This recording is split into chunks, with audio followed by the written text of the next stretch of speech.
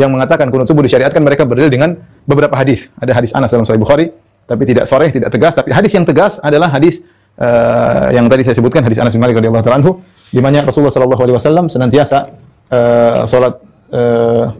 salat subuh ya, la yazal ma zala Rasulullah sallallahu yaqnutu fil fajri hatta faraqa dunya, Rasulullah SAW senantiasa salat subuh sampai meninggal dunia. Nah, hadis ini diperselisihkan oleh para ulama tentang kesahihannya. Karena dalam sanadnya ada perawi bernama Isa bin Mahan ya. Isa bin Mahan ya. Dia perawi ini diperselisihkan, ada yang mengatakan dia thiqah, ada yang mengatakan dia saduq, ada yang mengatakan dia sayyi'ul hifdzi, ada yang mengatakan dia thiqah, ada yang mengatakan saduq, ada yang mengatakan hafalannya buruk ya. Yahimu katsiran, sering salah, sehingga para ulama berselisih tentang perawi ini. Bagaimana kredibilitasnya? Apakah perawitannya bisa mencapai derajat hasan ataukah riwayatnya dhaif? Maka khilaf di kalangan para ulama, para ahli jarh wa ta'dil berselisih tentang kredibilitas status perawi ini. Ya, Isa bin Mahan ya. Abu Ja'far Ar-Razi, namanya Abu Ja'far Ar-Razi, Isa bin Mahan.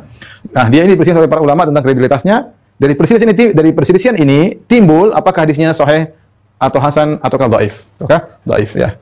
Saya sebutkan dalam buku bekal salat tentang daftar perkataan para ahli jarh wa ta'dil, penilaian para ulama hadis tentang rawi ini. Intinya, sebagian ulama mendhaifkan hadis ini, sebagian ulama menghasankan hadis ini atau mensahihkan hadis ini. Ya, terlebih lagi seperti dan yang mensahihkan banyak ya, seperti Ibnu Hajar Al-Asqalani dalam Natajul Afkar, kemudian Nawawi ya.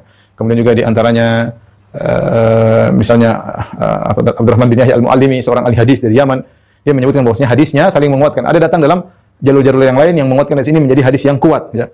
Menjadi hadis yang kuat.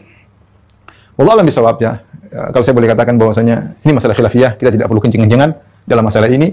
Menurut saya kalau kencing-kencing dalam masalah ini adalah perbuatan yang konyol ya. Seorang boleh menyampaikan hak seseorang. Saya boleh menyampaikan menurut saya, misalnya saya bilang ini hukumnya bid'ah. Saya punya salaf. Kalau saya bilang bid'ah, saya punya salaf. Imam Abu Hanifah mengatakan bid'ah. Yang punya mengatakan bid'ah. Tapi kalau ada yang mengatakan sunnah, ada juga salafnya, ada Imam Syafi'i, ada Imam Malik, dan mereka bukan orang-orang yang tidak tahu hadis, mereka pakar hadis seluruhnya. Ya. Dan juga ada At-Tabari Dzahabi, ya, disyariatkan sesekali Ibnu Qayyim ya. Kalau saya lebih cenderung pada pendapat ini ya.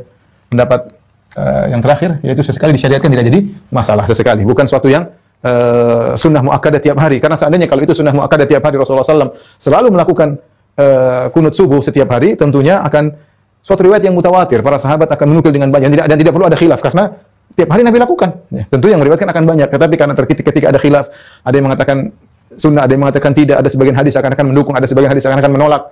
Ya, maka kita mengambil jalan tengah. Dan ini pendapat sebagian ulama bahwasanya kunut subuh sesekali tidak jadi masalah. Ya. Tapi intinya yang saya ingatkan, tidak perlu kita berdebat dalam masalah ini.